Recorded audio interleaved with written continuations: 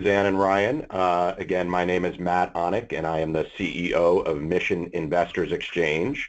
We are the leading national network of foundations engaged in impact investing, and we're thrilled to be hosting this webinar today with our partners at the Council on Foundations, and welcome those of you that are joining us as well. Last week, the IRS published final regulations providing 9 new examples of program-related investments, or PRIs. These new examples were first proposed by the IRS 4 years ago. The final guidance last week included some minor changes, but clearly codified the IRS's commitment to a wide range of permissible PRI making. The new examples and now the final guidance provide a huge victory for impact investing community. They bring the regulations up to date for foundations that have been actively making PRIs for many years, and we'll hear from those. And the examples provide greater assurances to foundations beginning to explore impact investing, that there are a wide range of charitable opportunities under the PRI banner. I'm very pleased today to have a fabulous panel to discuss the new PRI regulations and other developments under the Obama administration to create policy and regulatory environment supportive of foundations trying to align their assets with mission. So for our panel, on the phone but not on screen is Ruth Madrigal, Attorney Advisor in the Office of Tax Policy at the U.S. Department of Treasury, where she advises on all matters relating to tax-exempt organizations. We have Josh Mintz, who is Vice President and General Counsel of the MacArthur Foundation, a leader in the impact investing field. And we have Tomor Imbar, who is a partner at Patterson, Belknap, Webb & Tyler, where he advises some of the nation's largest and most innovative foundations in the impact investing space.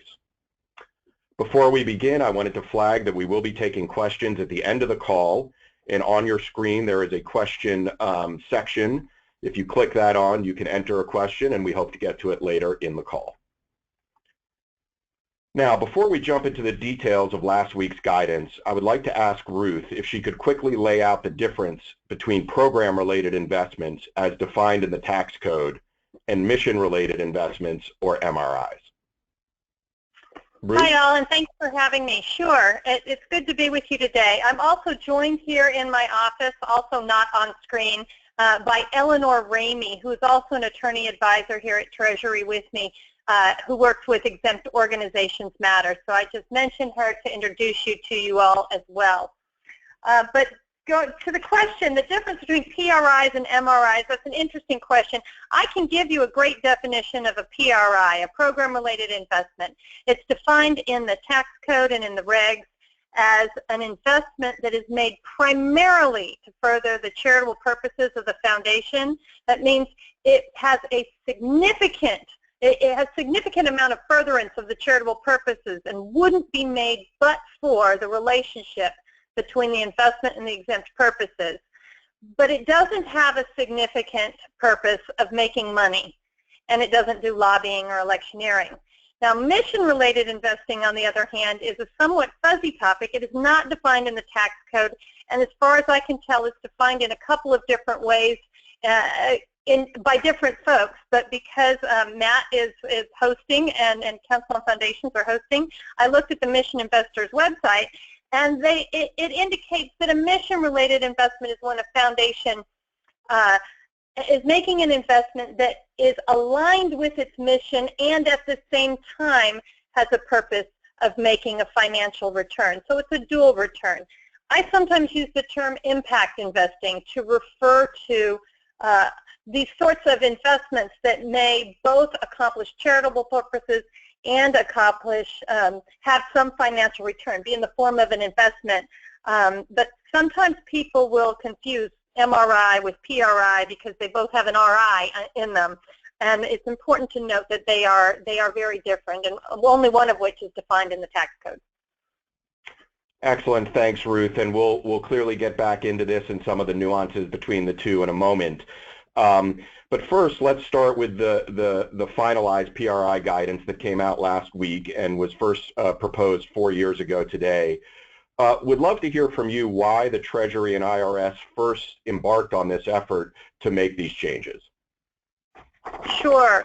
Well, there's a few reasons. One of the reasons is because you, the field, private foundations, asked for more guidance in this area. Even though program-related investments were baked into the 1969 Act and the regulations that came after that, and so have been around for a long time, not very many organizations use this tool in their mission.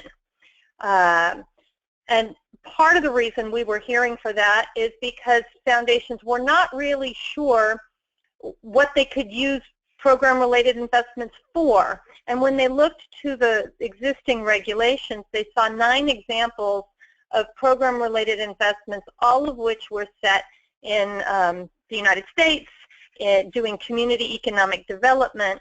And there was some question about what foundations could do.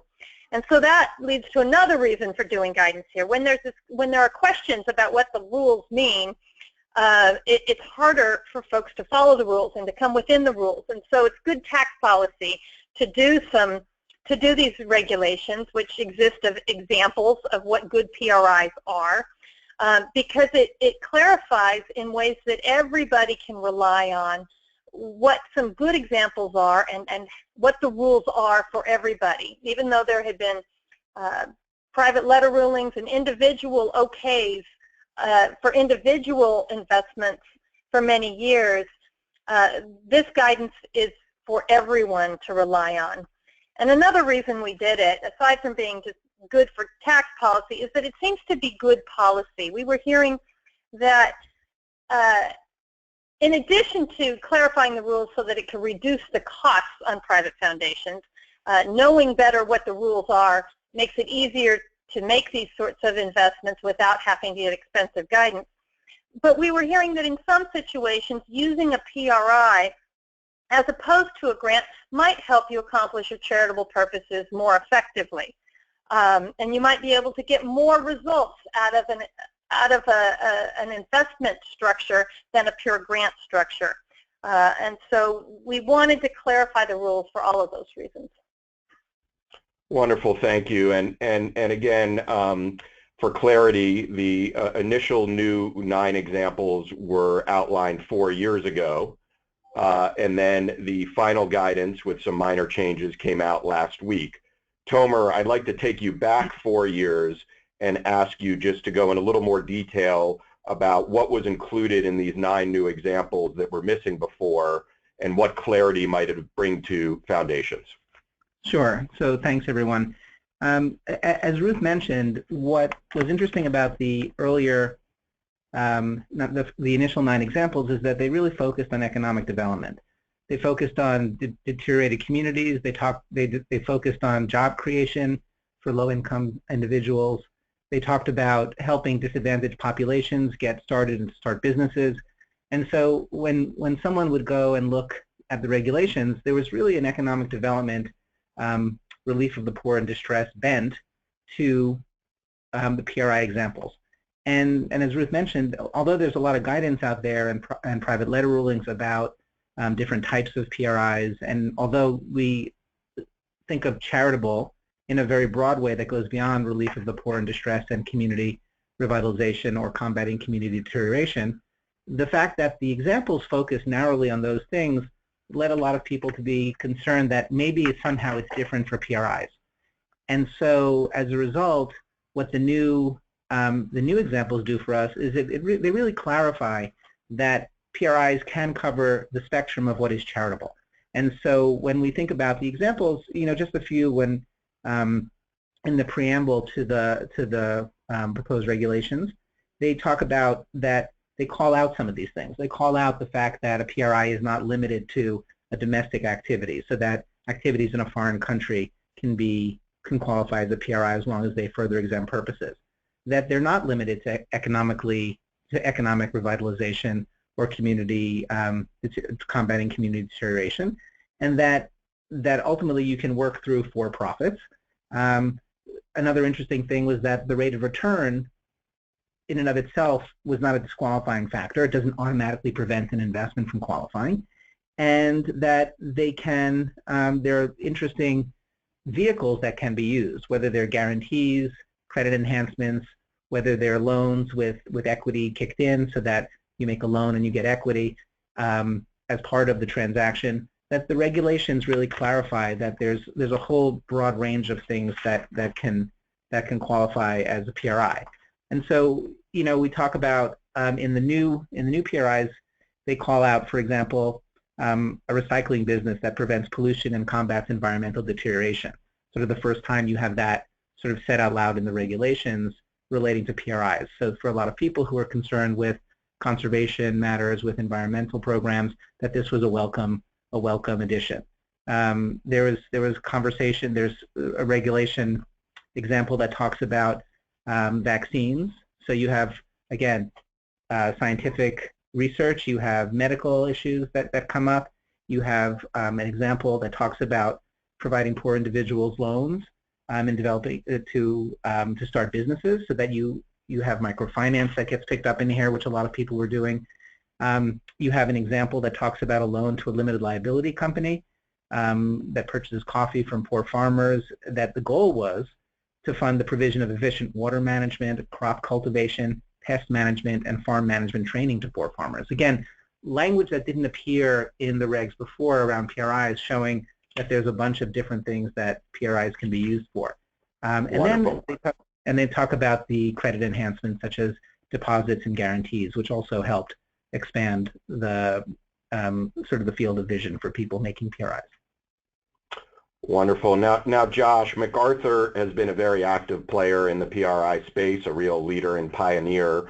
You were part of a small group of folks who really were pushing for these new examples. Why were you so adamant about getting them published? Thanks, Matt. First, let me say what a pleasure it is to be on this panel with Tomor and Ruth. I want to give a particular shout out to Ruth and her colleagues for the work they've been doing. I know we may talk a little bit later about the notice that was issued in November, but I think these steps are really important to the field to provide a sense of how the IRS and Treasury thinks about these things. So it's always a lot of fun to be on the panel with Ruth and with Tomor, who's such an expert.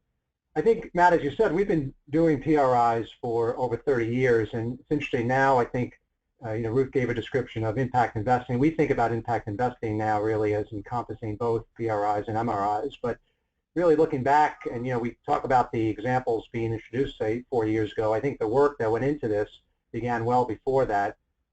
Lots of credit to lots of people for pushing this. The ABA tax exempt division was really, I think, a strong proponent of these. MacArthur was at the table, largely through one of my colleagues who has since retired, David Chernoff.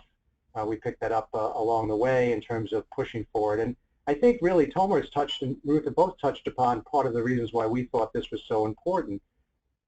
We were seeing that while we felt comfortable in moving ahead with various sorts of transactions, including guarantees, as long as we were meeting the requirements of the PRI, we could see that there were other organizations that were a little bit more reluctant to venture forward in this area in general. The examples, as Tomor alluded to, were really from the 1960s in terms of the types of things they were focusing on. And we could all see that moving forward, the types of work that was necessary, the types of transactions that were there in front of us, and also as we could see over the horizon, we're going to really require a more expansive view of how these instruments, these tools could be used to achieve philanthropic impact. So we really felt that this was an important step. There was avenues, obviously, where individual organizations could get PLRs. We got a very useful PLR, we thought, on the environmental field that I can give the site on, 2001-36026, called Terra. So it opened a window for us a little bit. But to Ruth's point, some organizations were reluctant to rely on another PLR because technically you're not supposed to be able to. So we felt that this was really a step forward. Like a lot of things, we were hoping the progress could move faster, but it requires a lot of thoughtfulness, and I know that the service has to take into account a lot of different aspects of this. So we're really pleased that they've become finalized, and we think that for a number of organizations, this will provide a pathway towards using their philanthropic dollars in new and innovative ways that fit within the examples. Thanks, Josh. And Tomer, I mean, Josh alluded to the fact that for some organizations that might have been reluctant to use program-related investments, that this now opens a door. And I know many Mission Investor Exchange members are smaller foundations or community foundations, and we'll talk about community foundations in a moment. But for smaller foundations, how does this guidance possibly help them approach the impact investing marketplace now? Sure. I think there's, to Josh's point and to Ruth's point, there's a utility in saying these things out loud sometimes. Even if a lot of us have been doing this and people think of PRIs in a certain way, having Treasury and the IRS put it into the regulations, saying it out loud, talking about it really changes the way people think about it. And so for smaller foundations and for smaller PRI makers, a lot of times what I would hear from inexperienced people who didn't have a lot of experience in it, people who weren't maybe even looking at expenditure responsibility grant making, who were really sticking to making grants to 501c3 public charities, their board members and their attorney advisors, who again might not be specialists in nonprofit law, when they would open the regs, they would see economic development. And even though, again, to Ruth's point and to Josh's point, I think I made this point, that even though charitable encompasses all things charitable, when people go into the regs and see that, they think maybe this is something different because it's an investment activity and therefore it should be limited to things that relieve the poor and distress or revitalize distressed communities. So I think what it does is it frees up people to think about this in the same way that they think about their grant making as a complement to their grant making, to think about it in the context of their overall programs and say, you know what, if we're a foundation that focuses on environmental issues, there's an example in there. In fact, there's two that touch on this issue. Therefore, this is something we can think of as a tool for us, that we now can incorporate it into what we do and think about it as being useful. So I think that's very helpful. Great. And I want to begin to incorporate some of the questions coming in from those of you on the call, and we appreciate you continuing to send them in. Ruth, just to pick up on what both Tomer and Josh have just said, there was a question for you that are you hoping to now see more foundations use PRIs beyond the traditional economic development theme? Will this in fact open the door for more PRI making outside community development? Okay, those are two questions, and I'll take them in reverse order. Number one, do I think this will open the door to more PRI making outside of community economic development? Yes. I think that this removes some of the barriers or the uncertainty as to whether this is a tool that could be used outside of community economic development, and we've said clearly, yes, you can. Do we want that to happen? I don't even know how to answer that. I don't think it's our job to want it to happen or not want to happen. What we wanted to do was make sure we weren't standing in the way of private foundations doing what made most sense for them to accomplish their charitable purposes. It's our job to interpret the law and to write the rules, and this is to be really clear, this is in the context of a rule that tells foundation managers that you can't make investments that jeopardize your ability to carry out your charitable purposes. So the rule here in the statute is what you can't do. And the exception to that rule, or the clarification to that rule, is a rule that says that if you make an investment that is primarily for charitable purposes and not to make money, well, that's not jeopardizing your exempt purposes, and that's not a jeopardizing investment that gets taxed. So I think it's really, the duty is on the foundation managers to find out how can we best accomplish our charitable purposes. And if it's by making grants, make grants. But if there are some situations where you can better accomplish your charitable purpose by using your resources in the form of a loan instead of a grant. For example, if your purpose is to develop early childhood pre-kindergarten programs and you're finding that there's a lack of good facilities, and maybe you as a private foundation say, I could make a $2 million grant to Community Org A, and they could build a facility because they can't get credit anywhere in order to borrow the money to build it. So you could do that as a grant. But consider alternatively, you could make take that $2 million and make it a loan, either a low interest loan or a no interest loan. You can make it a loan that after the building's constructed, that community organization can go to their local bank and say, now we have some collateral. We have a building that we can put up as collateral for a loan, and they can refinance that loan and pay off the foundation and then pay off their mortgage to the bank over time with their cash flow. That $2 million can then be loaned out to community organization B, and you can get potentially more child care centers out of that same $2 million. And you draw into the sector the private capital from the banking sector that is often not willing to invest in the startup community organizations and to invest in them when they don't have the building already. So we wanted to make these options available to foundation managers. Wonderful, wonderful. Thank you, Ruth. That's very helpful. We just got another question in about whether and how these new regulations apply to community foundations. Tomor, would you be willing to take a crack at that? Sure. So as Ruth alluded to in her comments a few minutes ago, that the program-related investment rules come out of a rule that is particular to private foundations.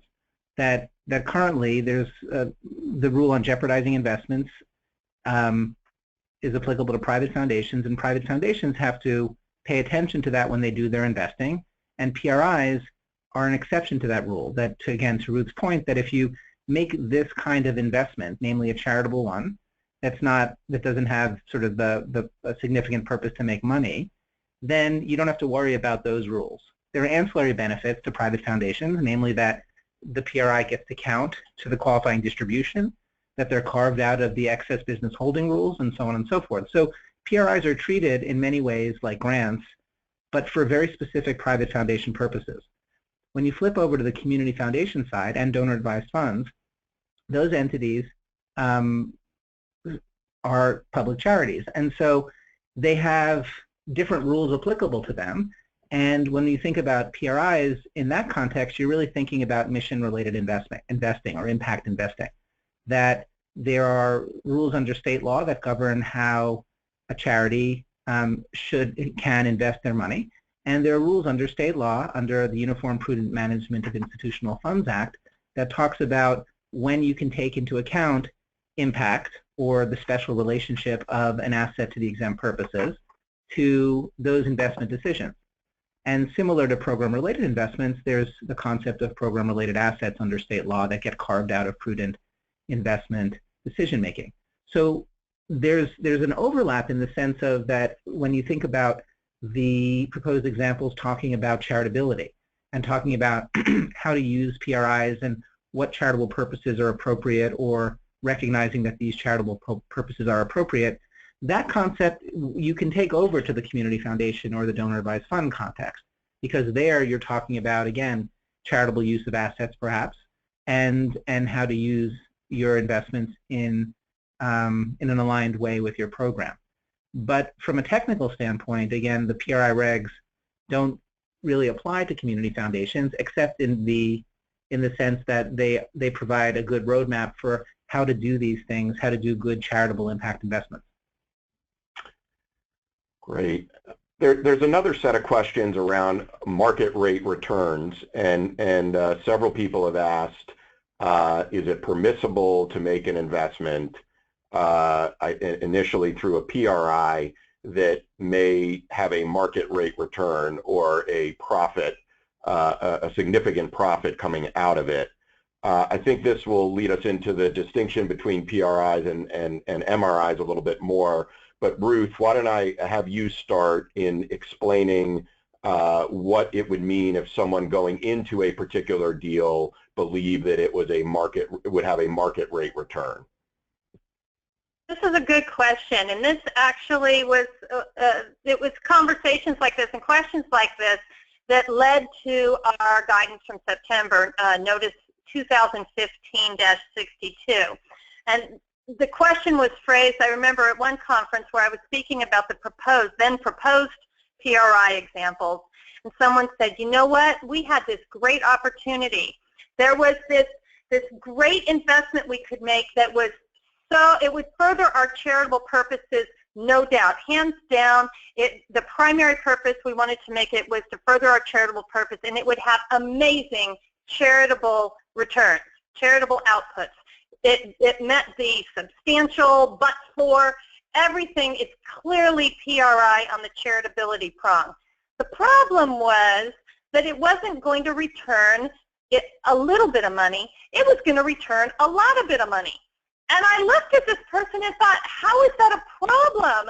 That sounds like the promised land. You can not only get heaps and heaps of charitability, but you can make money while doing your program. That sounds perfect. It doesn't sound like a PRI. Don't get me wrong. There is still the no purpose of making money prong, but it sounds like the best I that you could hope for. And you can make those investments. The person went on to say, well, but we were being told it didn't make as much return as some of our other investments. Some of our other investments in XYZ, which didn't have any beneficial side effects necessarily, and maybe had some social, they were just sort of investments, that paid a bit more. There were a few percentage points more, and they were concerned because their investment managers were telling them, you have to maximize the return on your portfolio investments. If this is an I, not a PRI, well, then you have to maximize your return. And it doesn't matter what sorts of good charitable outcomes this may result in. It's not as much as what I could get for you on tobacco company stock or whatever. And it was in the wake of those sorts of comments, it became clear that there was a lack of clarity out there about what foundations could do. And so back in September, we issued Notice 2015-62, which gives guidance on investments that are not PRIs. And it clarifies that under this section of the code that prohibits jeopardizing investments, that the standard that managers are using has to be care and prudence. And that while they're prudently considering what to invest in, they can take into account not only the expected returns and the financial factors, but also things like all the relevant circumstances, including things like the relationship between the investment and the foundation's charitable purposes. And it says quite clearly in this notice that foundation managers are not required to select only investments that offer the highest rates of return, the lowest risk, or the greatest liquidity, so long as the foundation managers exercise the requisite business care and prudence. And it goes on to give an example. It says, for example, a private foundation will not be subject to the excise tax. If the managers who have exercised ordinary business care and prudence make an investment furthering the foundation's charitable purposes at an expected rate of return that is less than what the foundation might obtain from an investment that is unrelated to its charitable purposes. What this does is expressly ties in to the state law standard that Tomor was just speaking about prudently taking into consideration all of the facts and circumstances, including how your charitable purposes might be furthered by this investment. Great. And Josh, I'll come to you in a moment as someone practicing this every day and having to draw these lines, but I just want to flag that the mission-related investing guidance that Ruth just discussed was also seen as a very big victory in the impact investing community. From, again, a field-building perspective like Mission Investors Exchange, we see this as bringing down a potential hurdle or barrier for foundations thinking about how to make investments out of their endowment that may have this mission tie, but not necessarily the type of market return that some of their other investments have. So again, a big victory that we can come back and talk about more. But let me move over to Josh.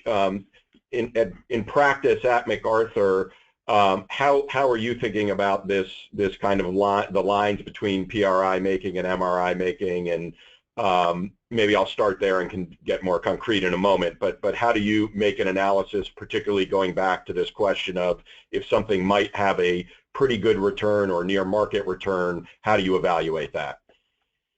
Well, we think about it in kind of a conceptual way first, that the nature of the problems that we are facing here in this country and the world is so profound that a philanthropic organization like a foundation has to be able to use the tools at its disposal to have the greatest charitable impact.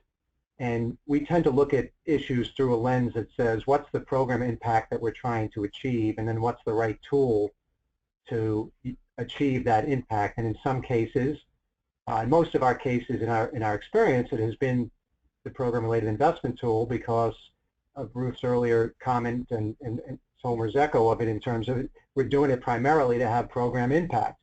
And we've gotten comfortable. I think part of the reason why these new rules are helpful in the sense of giving folks a roadmap in terms of you can earn some return. It's a question of the totality of the facts and circumstances and what a ordinary investor might expect. But this alphabet soup that we're dealing with and the merging of how people think about impact is making the challenge more substantial, right? Because the regulations for PRIs which say what would an investor solely motivated by profit expect? Well, there's now a mix of investors thinking about getting returns and getting social impact. So we tend to look at it and say, what's the right tool for this particular circumstance where we can have the most impact? In a case, as Ruth indicated in her example, where the returns are going to be competitive, even if they're not precisely what we would look at in a regular investment, we might do it as an MRI. We have allocated a substantial amount of our assets, $500 million, to look at in the totality impact investments. And to date, most of what we're doing has been historically PRIs, but we have the authority and the ability to do MRIs. And we recently launched with Calvert Foundation and the Chicago Community Trust a new initiative in Chicago called Benefit Chicago, in which we formed a new LLC, which will be looking at making either PRIs or MRIs. So for us, it starts with mission and impact, but I know other organizations tend to think of it differently. I think the key is always be, first and foremost, what's your objective? And identify clearly your objective, have the right policy statement in place so that you have guidance, make sure that your board and are aligned with you, and then think about what tool is the most effective in achieving the impact and return you want to make. Great. And Tomer, maybe bring the same market return question to you. If a client has come to you and has a project or an investment that very much meets their charitable purpose, but they say, again, we're not intending to make a lot of money, but it sure looks like it's going to make a lot of money. With the new PRI guidance and the new MRI guidance, what do you tell them? So the first thing I just want to say out loud is that the fact that a PRI ultimately makes a lot of money, that's not necessarily relevant to whether or not it was a good PRI at the outset. So to the things we've been talking about, that a PRI has the two prongs, the third we assume that will be fine, but the two prongs of charitable purpose and then no significant purpose to make money, that if in the end, after 3 or 4 whatever years, something amazing happens and that PRI that you went into as charitable makes money, we don't look back with hindsight and say, now it made money later, therefore it isn't a PRI now. So I just wanted to start with that. But when you're analyzing an investment and you're analyzing it and you get past your first prong and you say this is going to be a good charitable investment, and then you say, okay, well, what's the potential return? And you analyze that in the context of both your portfolio, what your risk return profile is like, how you as a foundation invest, what you typically want to see from an endowment investment. And if you get to the place where it looks like it is prudent, though maybe not as prudent or maybe not as return oriented as something else, then you ask whether, okay, this would be a good MRI. And some foundations at that point will say, you know what, I'm comfortable with the return here. I've done my analysis. To Josh's point, I've documented, I've thought about it in the right way, and I now have a good argument for prudence in a holistic way, both taking into account financial issues but also taking into account mission issues, and therefore I can do it as an MRI. On the other hand, if it's, I look at it and I say, you know what, I can't get there, then we push it over to the PRI side. I think what's interesting is that we don't usually deal with such close calls.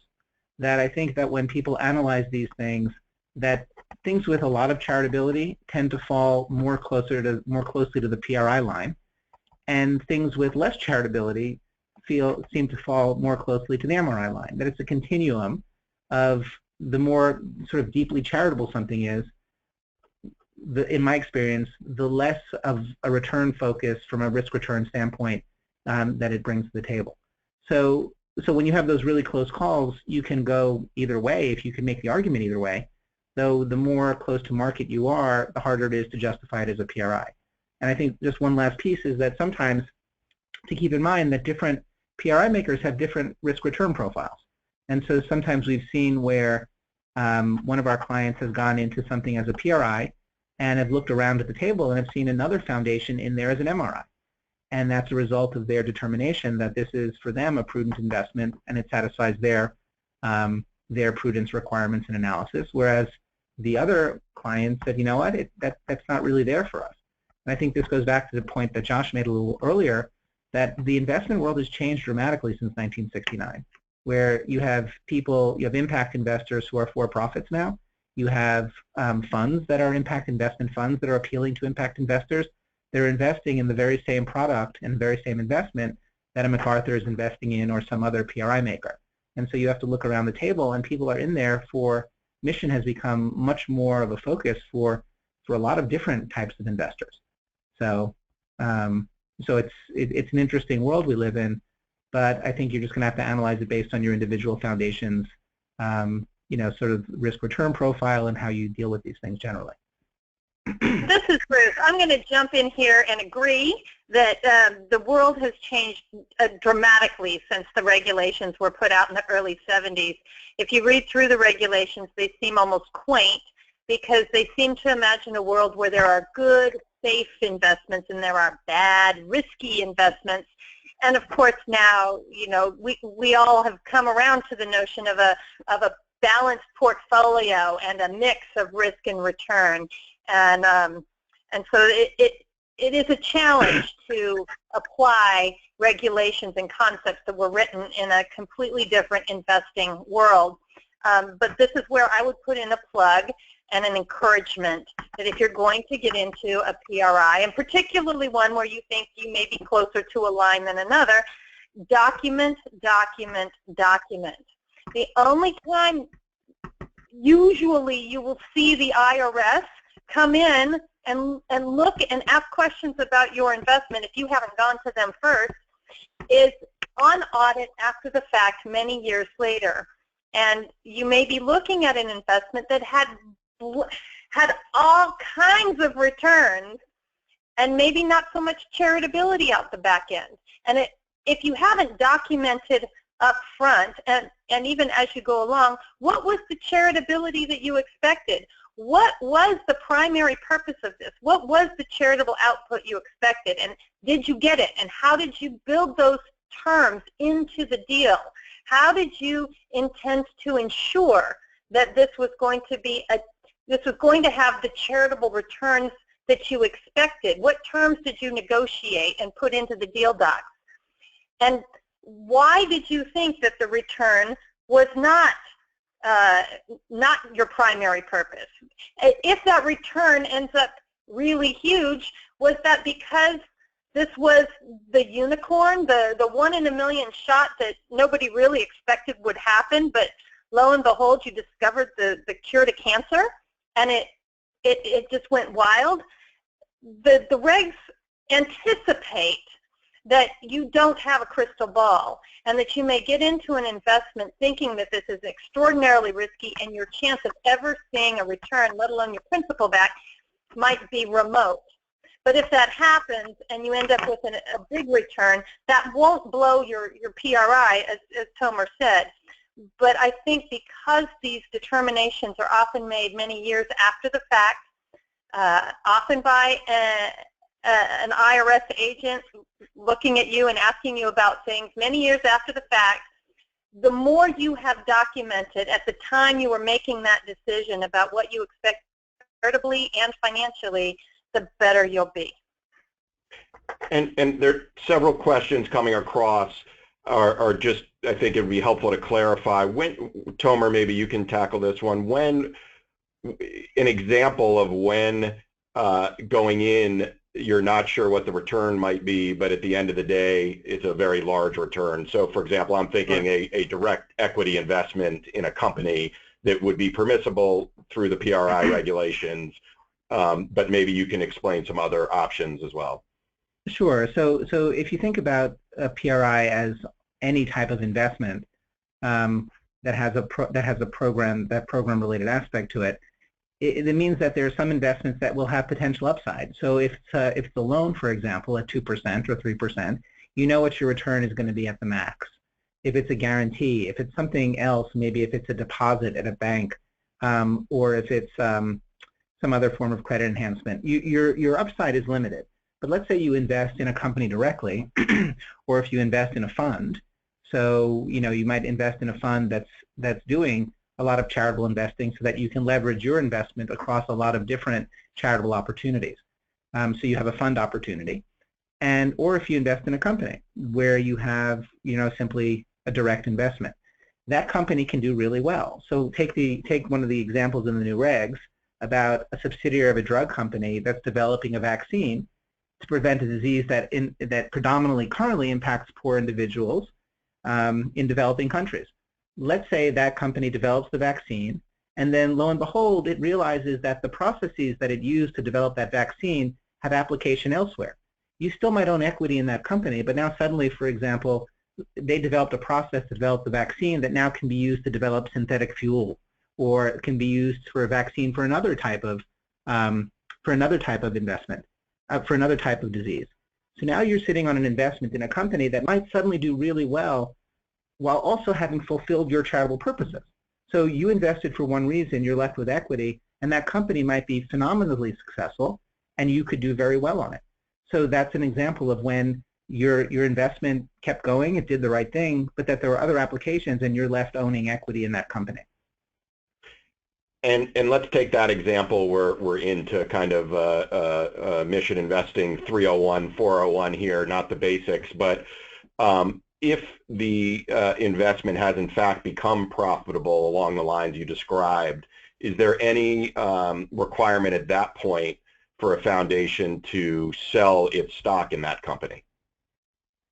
So one of the interesting things about the now final regs is that initially in the proposed regs there was language about the company that the foundation would have an exit strategy. In other words, if it became profitable, it would sell the asset. That was removed in the final regs, and the reason it was removed was that I think that it recognized that the fact that a PRI becomes successful shouldn't impact whether or not it was a good PRI when it was made. And so by removing the requirement, it recognizes that at this point in time later on, when it succeeds, wow, you accomplished charitable purpose, and just by happenstance, you also happen to make a lot of money, which will now go back to be plowed into your exempt purposes and used for the right reasons. But I think the removal of that. Go ahead, Ruth. I can speak to that and why we removed it. That was one of we made a few minor changes to some of these examples in response to public comments. And that was one that we did get a comment on. One commenter said, wait a minute, you have in here, it's an example of an investment in a recycling company. It's a loan with an equity kicker.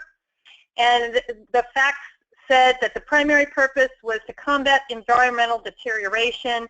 And the plan that the company, that the foundation had was that once this company they were investing in was profitable, then they would sell the stock.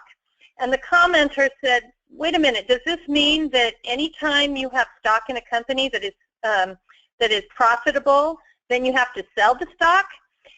And please clarify. So we took it out. And the main reason was because we didn't want to make anybody confused that there was any requirement that you only invest in unprofitable companies, or that if you invested in an unprofitable company that got profitable, you would immediately have to sell the stock. That is not the rule. And in fact, there is an example in the old examples of a PRI to a successful Fortune 100 company. Sometimes the companies that are best poised to be able to do your charitable thing are able to do the charitable thing because they're not about to go under bankrupt the next week.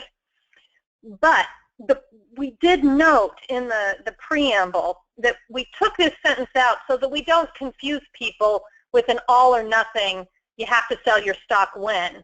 What we were trying to illustrate with that sentence, and it didn't do it very well, was that having an exit strategy is a really good idea, to have it at the beginning when you're going into a PRI, and that having an exit strategy that is linked to the charitable purposes of the investment and not necessarily the financial, it can be good evidence that your primary purpose was the charitable return and not the financial return.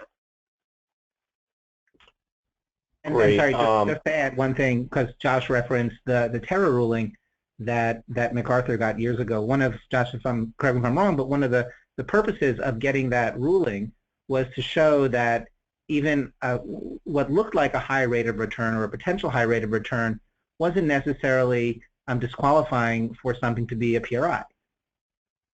Right. Well, I think, yeah, you're right. And I think that the question is always, when you're looking at a rate of return, it's a risk. You need to look at the risk-adjusted rate of return. We got another comment that said, can you please clarify that PRIs can have a rate of return that is above the prime rate?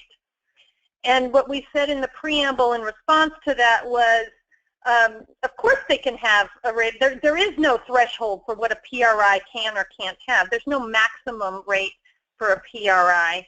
And when you're looking at a PRI into a very risky situation, the market rate for that type of investment may be substantially above the prime rate or whatever other, the AFR. So we don't have an absolute threshold for what a maximum rate of return is, but in each case you're looking at the rate of return as adjusted by the risk.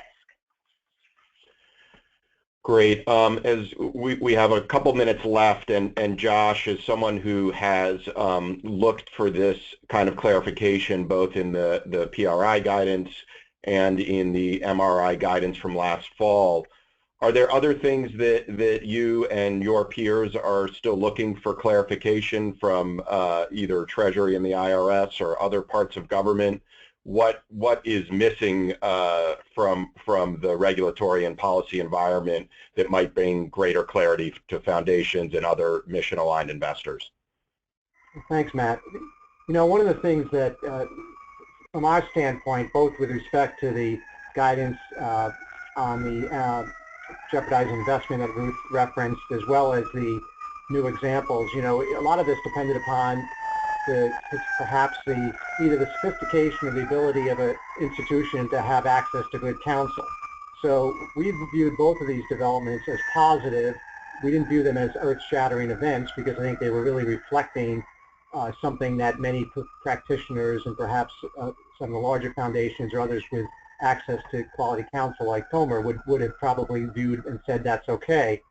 And we recognize that from the services standpoint in treasuries, you know, this is incremental. As Ruth said at the beginning, it's not their job to tell you what to do, but we view these steps by Treasury as really helpful steps incrementally in providing more clarity about where they see the world and where it's going. I think that there's a lot of talk, to answer your question more directly, you know, some of the PLRs that have come out or other guidance from IRS and Treasury on this issue of environmental impact and carbon emissions. You know, they've really talked about this in terms of showing more directly environmental impact. And so I think that there's a number of folks that feel that additional guidance, and you know, Tomor referenced the example in the new examples about the recycling, which was a step forward. But I think that as we think about, and many people, not all, but many people concerned about climate change and viewing it as a real perhaps one of the fundamental issues of our time, that getting guidance regarding those areas about how to address carbon emissions and what steps can be taken there, and that the indirect benefit of certain transactions or structures, I think that would be a tremendous help for folks that are struggling with that, in part because of some prior guidance that Tomor could probably speak to, or Ruth more specifically than I, but that seemed to provide a little bit of a chill in terms of how direct the impact has to be. So that's a little bit of a pitch here in terms of where we might expect better guidance. But I don't think that what I don't want lost is the fact that the effort of the IRS and Treasury to really provide these steps, I think, is going to be tremendously helpful to a lot of organizations and to the council that work in this field, to be able to put dollars to work that otherwise, you're not doing it at the expense of grants. It's another tool that allows market forces to work to positive benefit for everybody. And just to add to that, because I think that's exactly right, that part of, getting back to this theme of the world has changed dramatically, that you have so many people thinking about impact in a very broad way, and thinking about how to achieve charitable and social, goals in a very broad way, that you want to encourage sort of very principled and very sort of robust approaches to this stuff, whether it's on the investment side or the grant making side, and actually having good guidance helps with that. That leaving people out there without a lot of guidance lets people do, sort of whatever they want because they don't have the fill in the blank, right? But having good, solid guidance, good, nuanced guidance around issues that the field is facing is so helpful for the community, because then we can look at that and actually, do carry out the work that's happening in real time, to Josh's point about climate change and other things that foundations are struggling with. So I think this is a very useful thing for us all to build off of. And to be clear, well, we weren't trying to tell you what to do or to tell you use PRIs because they're there. Very intentionally, there have been many folks in this administration that have wanted to encourage foundations to think about what can they do, what more can you do, what resources do you have at your disposal in wearing all of the various hats that you do. Yes, you're a grant maker and you're really comfortable being a grant maker, and you're comfortable with the impact you can make through your grants, but you're also an investor, and what kind of impact can you have with that hat on? And you're also a purchaser of services, and you have a lot of resources and ways to influence, so you can use all of those. And I might mention just real quickly that the administration in a number of places, the Office of Social Innovation at the White House, has pulled together a number of us from different agencies over the last several years in raising awareness of what all of us are doing in our own little corners of the world, and helping to make more of it, using the resources that we do have. Government resources are limited, private foundation resources are limited, public charity resources were really limited, and particularly in the wake of 2008, there was a real stretching and not a lot of resources to go around. And so there was a lot of emphasis throughout the administration on what are ways in which we can use the resources that we have smarter, better, to get more impact out of everything that we do. And so our guidance, I think, fits in with that overall priority. So we had these two pieces of guidance that I've talked about. I'll flag that the Department of Labor also issued some guidance in September, Interpretive Bulletin 2015-1, and that spoke to ERISA fiduciaries and basically talked about taking into account, when they're making their investment decisions, things like the social and environmental factors, and noting that sometimes these factors really have a direct relationship to the economic and financial value of the investment. And that's seen also as a big step in encouraging folks to think about how we use these resources and what social benefits. It's not always charitable. You guys have a more charitable focus, but how can we really use all of our resources to get as much as we can out of it? Well, I think that's a great way to wrap up as we're very close to the end of the hour. And Ruth, I know I want to thank you and your colleagues for all the great work that you've done to help move this forward and produce greater clarity. I think, as you said, from the Mission Investors Exchange perspective and others in the field, this is a really great moment in time for impact investing, not only the policy and regulatory changes that you referred to, but also new financial commitments among many foundations, incredible new and innovative platforms for investing like Benefit Chicago that MacArthur and others are leading and Josh referenced. So we're really at a watershed moment in the field. And I want to thank you, Ruth, and Tomor, and Josh for joining us today. And a big thanks to the Council on Foundations for helping to host this and really bring greater clarity to all of those who joined us today. Thank you, and we look forward to having more of these in the near future. Thanks, Matt. Thanks, Tomor and Ruth. Thanks, Matt. Thanks, Josh. Hi, Ruth. Take care, everybody. Bye. Thanks a lot.